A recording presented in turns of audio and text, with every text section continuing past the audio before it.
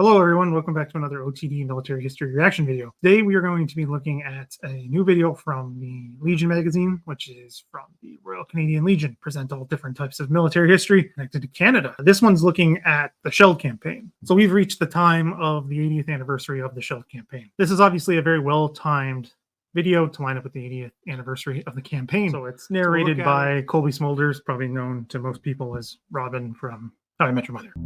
This is actual footage from the Scheldt. The Scheldt is a 355-kilometer-long river flowing out of northern France through western Belgium and the southwestern Netherlands into the North Sea. In late 1944, as Allied armies liberated France and fought their way north, supply lines were stretched thin. The tools of war, fuel, ammunition, rations, spare parts, new units, replacement vehicles and personnel all had to travel from Normandy to a front that was becoming further from the beaches by the day. Not a lot of people may know this about the campaign in Northwest Europe, but up until autumn of 1944, the supplies were still coming through the Normandy beaches, the D-Day beaches. Most of the major supplies are coming through Rerecich, which had the Mulberry Harbor, which survived that massive storm that hit about mid-June, whereas the one off of Omaha Beach did not survive. Able to use it again. So a lot of these supplies are having to come through one place, and then they have to literally be taken either train or truck all the way up to now, at this point where the campaign has reached, the Belgian-Dutch frontier borders area, and a little bit towards Germany as well. The need for resupply was critical, and the Belgian port at Antwerp, with its 26 square kilometers of docks, 32 kilometers of waterfront, and 600 cranes offered the solutions the Allies badly needed. Antwerp is still a massive port today. I think some of us might have trouble, myself included, picturing these things sometimes in the massive scale of some of these places if you've never been. Picturing all of these cranes along all of this would really, and this is not an overstatement, really solve a lot of issues for the Allies overall moving as they push into Germany. Rotterdam's docks had been destroyed in 1940. Antwerp's were now Europe's most extensive. The port's deep waters and proximity to Germany made it the ideal resupply point and obvious choice to support an invasion. They don't discuss this in the video, unfortunately. What you're seeing here is the Fort Cataraqui, which is a merchant ship built in Canada. It was the first ship into Antwerp after the Scheldt had been cleared, which is very interesting because there's a whole ceremony given with a lot of higher-ups and Navy representatives. I bring this up because it's mentioned in the official Canadian history, is that there's no Canadian Army representation whatsoever at this ceremony, despite the Canadian Army paying a very high price to clear the Scheldt. It's just an interesting omission that the Army itself felt necessary to bring up, and not just me and historians later on complaining. But to get supplies into Antwerp, Allied ships had to navigate the Scheldt and the 80-kilometer estuary into it that was controlled by the enemy. 1st Canadian Army, under the acting command of Lieutenant General Guy Simonds, was given the job of driving the Germans out of the Scheldt region. And they would do so, with some help from the Polish and British units, in cold, wet, bloody fighting between October 2nd and November 8th, 1944.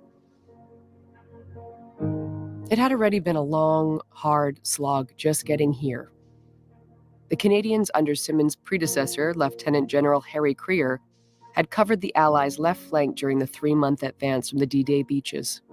That's a good point to stop and just kind of discuss what's going on with Command of 1st Canadian Army. Now, there's a huge debate about Creer and Simonds and their abilities and should they be in these commands and all that kind of thing. Montgomery, who's commander of 21st Army Group, is a big Simonds fan. He's not a Creer fan. There's a lot of similarities between Simonds and Monty and how they conduct themselves and how they carry out the trait of being Army commanders. So that's part of this. Creer eventually does come back and commands 1st Canadian Army through to the end of the war, while Simonds stays in command of 2 Corps. It's only a temporary thing, and Simonds leads 1st Canadian Army through the Scheldt, and I'd say rather well in a lot of ways. And of course, there's always going to be mistakes, but that's inevitable when you're launching a campaign of this size. They had the added task, too, of capturing the channel ports of Le Havre, Dieppe, Boulogne, Calais, and Dunkirk. Adolf Hitler knew well the importance of seizing these ports intact and demanded they be defended at all costs.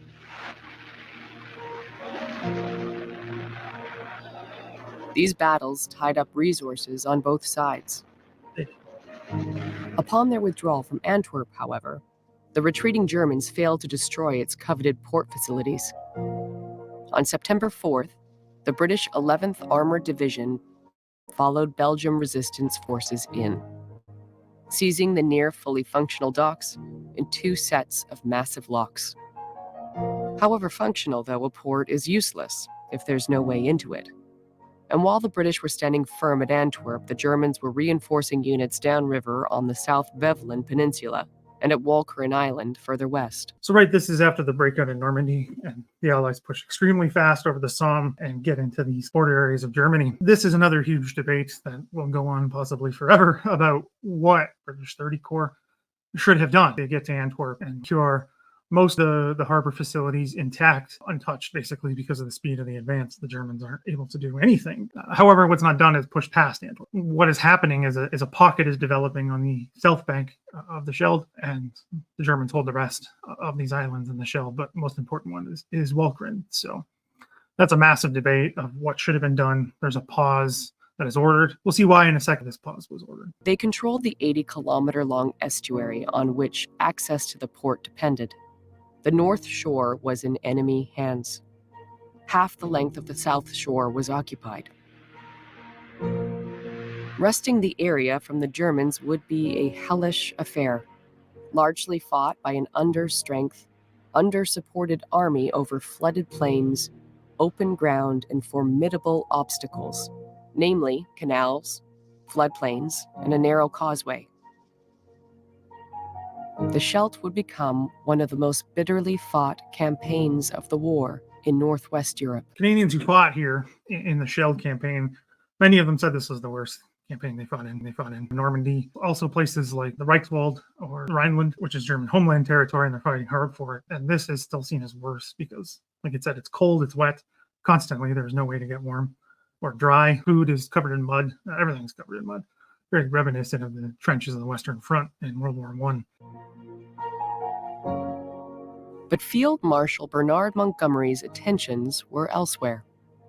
The commander of the 21st Army Group was responsible for planning and managing the Scheldt Campaign, but he was focused on Operation Market Garden, an attempt to end the war early by launching a massive airborne and ground assault in German-occupied Holland, capturing key bridges and forging onto Germany's industrial Ruhr heartland. The gambit would fail. So that's probably the biggest controversy, I think, of the entire Northwest Europe campaign is Operation Market Garden's aims and intentions and ending the war early, if that was even possible, and getting over the Rhine. Of course, doesn't happen until much, much later. So that's a massive discussion to be had forever. You know, what was Monty doing? Why did he focus so much on Market Garden? Should resources have been given to 1st Canadian Army instead of 2nd British Army to push and help take these bridges, right, with the Americans and the Brits up in Arnhem? It's a fascinating debate and get kind of nasty. People get very emotional about Market Garden. I think the narrating of saying Monty's attentions were elsewhere, implying that he should have been focusing on the Scheldt or on Antwerp. It says who those who wrote this, what their opinion is of what should have been the focus. 21st Army Group is a massive army group. Lots of things need to be focused on. But yes, things like keeping the Canadians to play the channel ports of Boulogne and Calais instead of pushing forward, or even just cutting those off and leaving them like they did with Dunkirk. That's debated, but also putting all these extra resources and time and planning into Market Garden instead of securing the Scheldt will be probably debated forever. As early as September 4th, British Admiral Bertram Ramsay had advised the Admiralty, a distracted Montgomery, and the Supreme Commander of Allied forces in Europe, Dwight D. Eisenhower, of Antwerp's importance. Ramsay is one of the most important and unsung in a lot of ways leaders of the Allied war effort. His untimely death plays into that, I believe, but he's calling for the Scheldt to be cleared way, way earlier than what ends up happening. Obviously, he's an admiral, so his focus is on naval issues, but he knows the importance of shipping and what that takes to fight a war. So I think he's extremely underrated and doesn't get the attention he deserves because of his untimely death. Monty and Ike were at loggerheads for much of the campaign in Europe, and at no time more so than during the Scheldt Campaign. They fought a lot. It was not until October 13th when Eisenhower gave Montgomery a direct order that the British commander finally considered giving 1st Canadian Army the resources to do the job. It took literally an order from Eisenhower to Montgomery to focus on the Scheldt instead of securing positions around, the salient that eventually develops around Nijmegen, pushing up from the areas on the flanks of what 30 Corps did when they pushed forward on Market Garden. That's what it took to get Montgomery to focus on opening Antwerp, especially after Market Garden had failed. And this isn't just a day or two later. This is quite a long time after Market Garden was shown not to work. It's just rather, reflective, I think, of Montgomery's personality to keep throwing in with what he thought was the way to go when it clearly was not working. While the Allied leadership vacillated, 90,000 men of the German 15th Army escaped the lower Scheldt and shored up their defenses further north.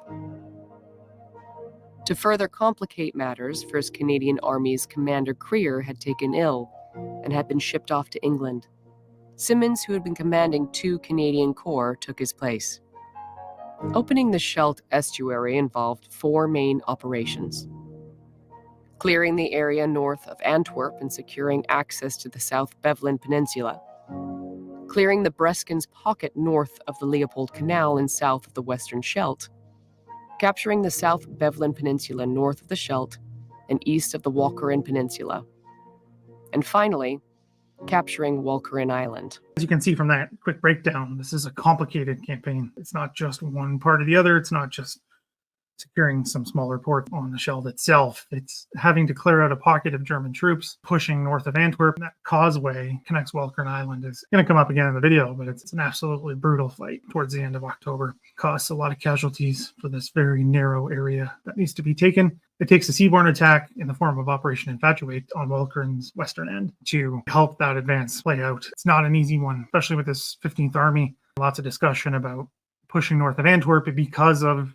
the port itself, obviously, but the idea of trapping the 15th German Army in this area here would have been a bigger version, basically, of the Breskens Pocket, cutting off an entire army. If that could have happened again, that's debatable, but this is another one that's discussed, right? The possibility of cutting off another German army after destroying those in Normandy, it would have been a big coup for the Allies, but instead, most of the 15th Army is able to get out from the south shore of the Scheldt and move into Walcheren and then retreat their way out from there. This is a campaign that's not well known, but to those who know it, the discussions are pretty much endless. Attacks by the 4th Canadian Armored Division at the Leopold Canal were repulsed on September 13th. Does not go well. Simmons ordered a halt to operations in the Scheldt until the French Channel ports were taken and more resources were delivered. Subsequent gains were slow to come and were achieved at high costs. To make matters worse, Montgomery took a Canadian brigade and 3 Allied divisions from the 1st Canadian Army and sent them to fight at Arnhem. Previously watched this video, and I have studied this stuff a lot. I have no idea where they're getting this Canadian brigade being taken away from 1st Canadian Army to go fight at Arnhem. It's not even typically called fighting at Arnhem at this point, once the 1st British Airborne Division is surrendered or retreats across the Rhine back into Allied held territories. It's not discussed as the fighting at Arnhem, which I think is an interesting word choice. It's usually called Nijmegen, or the fighing on the island between Nijmegen and Arnhem. So to hear called that is throwing me off a bit, but also I have no idea what this brigade is. I checked Project 44. It's a mapping project that maps every Canadian unit, and they're adding more British, German, and Americans as well. I tracked them all on this moving map that does it day by day, and there's no Canadian brigade removed from 1st Canadian Army's command to go fight at Arnhem. Again, I have no idea what they're talking about here. Units are taken away from 1st Canadian Army. There's no Canadian units as part of Market Garden either. Can lone officers and British units, but no Canadian units, right? Because the Canadian Parachute Battalion fights as part of 6th Airborne. So I have no idea what they're discussing. If you might know, leave a comment down below. This left Simmons with just 3 divisions to face the entire German 15th Army. And why I say this is because this is footage that you just saw is from the fighting in and around Arnhem. So I am not sure what they're talking about here. Yet Simmons never registered a complaint about his lack of manpower, ammunition, and air support. At Eisenhower's headquarters, the British Admiral Ramsay complained to the Supreme Commander that the Canadians were having to ration ammunition, as Montgomery prioritized the Arnhem salient, which is typically called the Nijmegen salient. So, I mean, the idea of this Arnhem salient is bit confusing to me. Yes, their Allied lines are a little further to the east on, again, that island I talked about between Nijmegen and Arnhem. They eventually pull back towards the end of 44. Again, fight forward in the spring when Arnhem's finally taken much later. But I'm not sure where this labeling of Arnhem salient is coming from. Simmons and Monty got along very, very well. There's been tons of work done on this, how these two got along and how they were very similar. So Simmons having any complaints towards Montgomery is very unlikely. South Beveland and Walcheren, the Canadians attacked over open, flooded ground. On October 13th, Black Friday, the Canadian 5th Infantry Brigade's Black Watch was virtually wiped out in a foiled attack. 145 casualties, 56 of them fatal. I've had David O'Keefe on the channel to talk about the Black Watch. Overall, that Black Friday is the second of their big losses right after the massive losses at Bray Ridge on the 25th of July as part of Operation Spring. I'll link that down below, the discussions on both of those, so you can see someone who served in the Black Watch and also does a lot of their historical work. 3 days later, the Royal Hamilton Light Infantry, the Rileys, suffered similar losses in achieving the Canadians' first objective, taking Vendrecht. This cut the land link to South Beveland and Walcheren. The battle had lasted 10 days. Brutal stuff. In the Breskins' pocket, heavy rain, flooding, and canals slowed progress and subjected the Canadians to enemy fire so heavy that the advancing units could not link up. The Germans even used coastal guns several kilometers away to fire on Canadian positions. This is footage of the taking of some of the coastal guns. I believe this is Cape Grisnez outside Calais, taken by the 9th Brigade in September. So this isn't the position they're firing on them from. There's other coastal guns as part of the Atlantic Wall. They are taking heavy casualties from entrenched German guns. One thing that is briefly mentioned a while back there was the idea of the flooding, which is a massive part of this campaign, right? That's because of how low this part of the world is and how much of it has been claimed from the sea, right? With the dikes and the canals and everything. That's why it's like that. So that's a massive part of this. And that only leaves small areas to advance through, which the Germans can obviously see and are able to cover with their guns. And that's what causes all kinds of trouble. The cost was steep. 111 fatal, with another 150 suffering from battle exhaustion. Yeah. A lot of battle exhaustion in the Scheldt. A lot. During the night of October 13th, engineers of the 16th Field Company were at last able to cross the canals at Strooibroek, Belgium. The next day, Sherman tanks of the 4th Armored Brigade's British Columbia Regiment traversed the new crossings to support the Canadian advance. 1 of every 2 men who crossed the Leopold became a casualty. But a tenuous bridgehead had been achieved. Instead of the 4 days that planners had optimistically expected the operation to take, it was 4 long weeks before the Breskins' pocket was cleared. A stubborn German defense in waterlogged terrain cost the Canadians 2,077 casualties. Brutal stuff.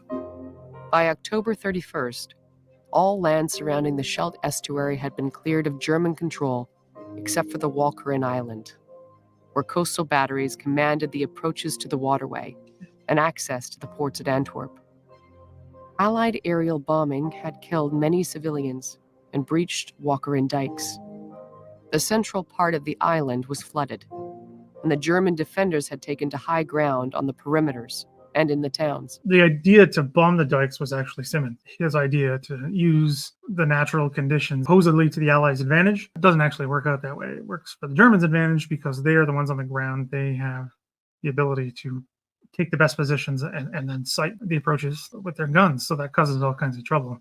Basically, all the flooding does is kill civilians and destroy a good chunk of Walcheren Island. It takes some time for the land to come back after the war, but I think a lot of that has to do with the resilience. The Dutch people claim all that land to begin with and then have to do it again. It took Canadian units 3 attempts just to cross the narrow 1,500-meter-long causeway onto the island from South Beveland. Brutal. British commandos sealed the deal with a seaward attack from the west.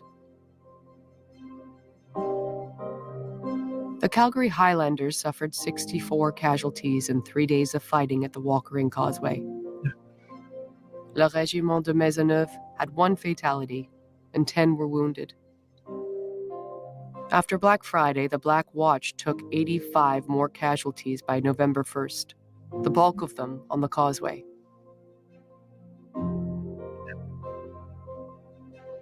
After 5 weeks of difficult fighting, the 1st Canadian Army cleared the Scheldt and secured access to the port at Antwerp.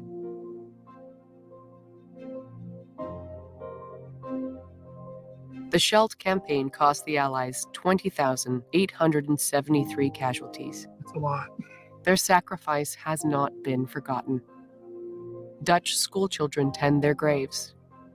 Returning veterans and their descendants are welcomed with open arms. So it's not even just descendants. Any Canadian is very much met with lots of hospitality. I can speak to that myself. I've been there and seen the hospitality of the people given, and they definitely do remember, I'd say, a lot better than we do in Canada ourselves, of the sacrifices that it took to free the Netherlands, particularly in this area, right? I spent a good chunk of time in the Nijmegen area, which is not part of usually the idea people have of Canada and the Netherlands. They're usually thinking about the eastern and northern part of the liberation that comes in 45, not really thinking about this part of the campaign of the Scheldt and the holding of the Nijmegen salient into early 45. They definitely are very much remembering what happened. Canada offered a home to the Dutch royal family during their wartime exile. Princess Margriet was born at Ottawa's Civic Hospital on January 19th, 1943. There's a huge myth around that, the birth of Princess Margriet. It's often said that the room was made into Dutch territory so that she could be a Dutch citizen, being part of the line. I'm not sure how the Dutch monarchy laws work. That's not true. It was not made into Dutch territory. The Canadian government okayed that one specific room where she was born into being, I think it's extraterritorial, so it's not anyone's for the time, so it counts. It was never Dutch territory. The hospital still is there. There's a plaque there. I've never seen it myself, marking the room where she was born. As a gesture of gratitude, the Netherlands has sent Canada thousands of tulip bulbs each year since the country was liberated. Mm-hmm. They are showcased alongside a million others during Ottawa's annual Tulip Festival, symbolic of the two countries' enduring legacy of gratitude and friendship. Today is one of Thanksgiving the world over. In Holland, there is real cause to cheer. The capitulation of Germany has literally saved thousands from death by starvation. Mm-hmm. Their Canadian liberators are feted, and ceremonies of thanks are held for deliverance.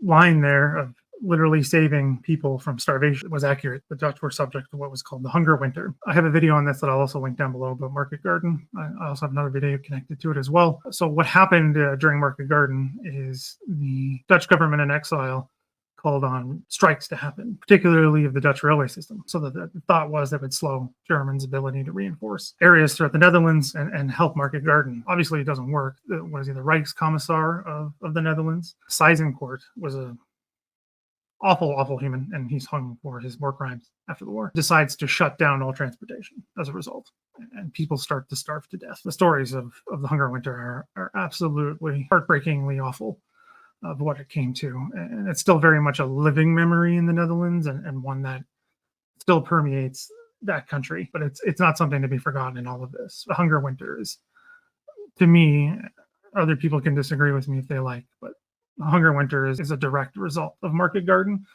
Obviously, that wasn't the intention, but it's what happened. And why I say that, there had been other strikes.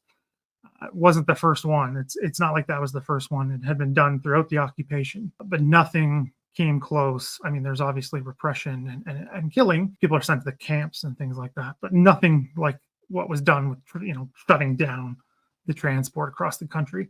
This was made worse by the winter of 44-45. Was one of the worst winters in modern European history. So also the canals froze, so they couldn't even use those. Ban on transportation doesn't last long, but it lasts long enough to cause so many people to starve to death. So it's something that must be remembered as well in connection to Market Garden, the Scheldt, all of this. It's all part of it. And the stories of the liberation are great to hear. So many people have so many great stories.